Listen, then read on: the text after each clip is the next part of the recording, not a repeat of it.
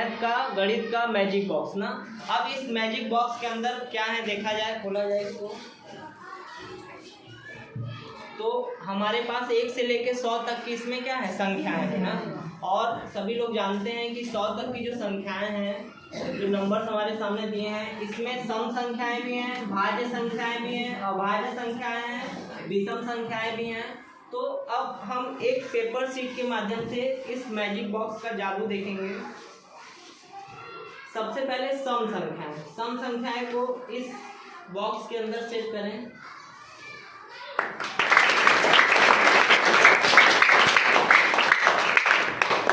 अब इसमें वही संख्याएं दिखाई देंगी जो 2 से क्या हो पूरी विभाजित।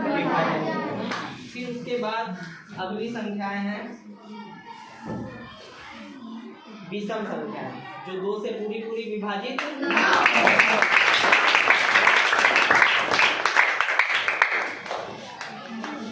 फिर अगली संख्या है अभाज्य संख्या। अभाज्य संख्या ऐसी संख्याएं होती हैं जो 1 से कटे और से कटे। जैसे कुछ संख्याएं इसमें आएंगी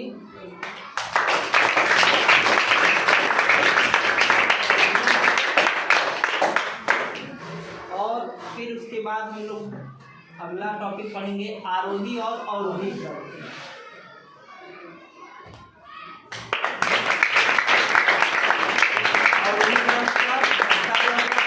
आरोही क्रम माने देखिए बढ़ता हुआ क्रम है। ये तीर क्या दिखा रहा है,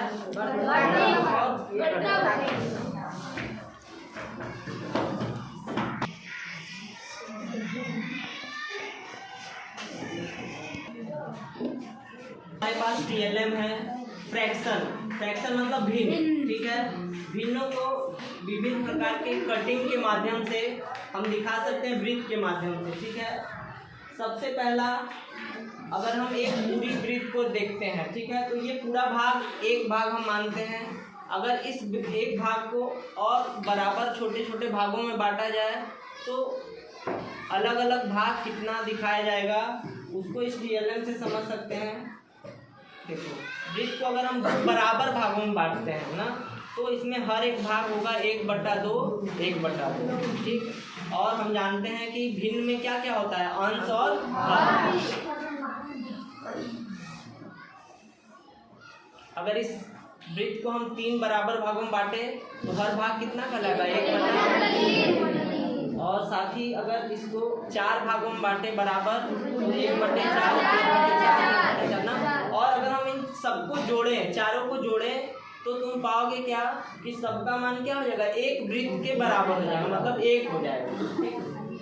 फिर अगला है अगर हम इसको 8 बराबर भागों में बांटें तो 1/8 हर भाग कितना होगा 1/8। और अलग अलग तरह का भिन्न दिया हुआ है और इसमें एक वृत्त के माध्यम से ये होमवर्क है कि सबको क्या करना है, इस पे वृत्त के माध्यम से इसको दर्शाना है। ठीक है, हमारे पास त्रिभुज के प्रकार जो कि इस चक्र के माध्यम से देखा जा सकता है।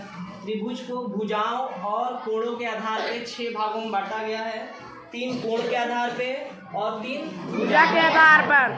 कोण के आधार पे न्यून कोण त्रिभुज, अधिक कोण त्रिभुज और समकोण त्रिभुज। भुजा के आधार पे समबाहु त्रिभुज, विषम बाहु और समद्विबाहु। समबाहु में तीनों भुजाएं बराबर होंगी, समद्विबाहु में 2 भुजा बराबर होगी और विषम बाहु में तीनों भुजाएं अलग अलग होंगी। उसी तरह न्यून कोण त्रिभुज में तीनों कोण कितने अंश का होगा, 0 से अधिक और 90 से कम।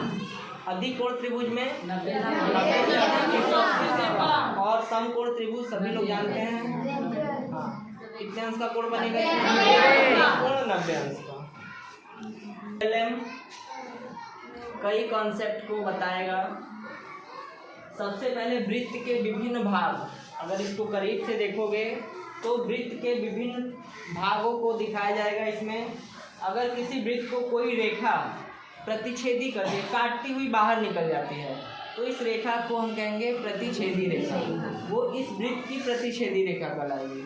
और अगर परिधि के एक कोने से दूसरे कोने को हम मिला रहे हैं और बीच में केंद्र भी आ जाता है, तो इस रेखाखंड को हम लोग कहेंगे व्यास।